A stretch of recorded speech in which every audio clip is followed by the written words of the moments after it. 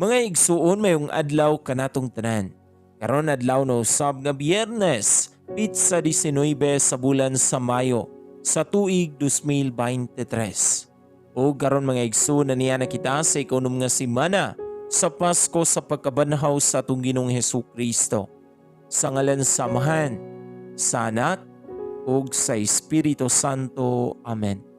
Ang Ebanghelyo kinutlo gikan sa basahon sumala ni San Juan, Kapitulo 16, versikulo 20 ngadto sa 23.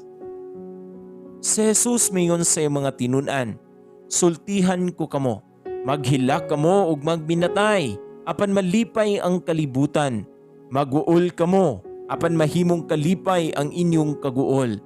Kung ang usa ka babayi hapit na manganak, maguol siya kay miabot naman ang iyang takna sa pag-antos.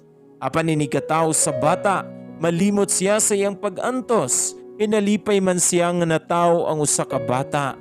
Mausab kini ang mahitabo kaninyo karon, naguol kamo, apan makikita ako ninyo pag-usab, ug malipay unya kamo pag-ayo.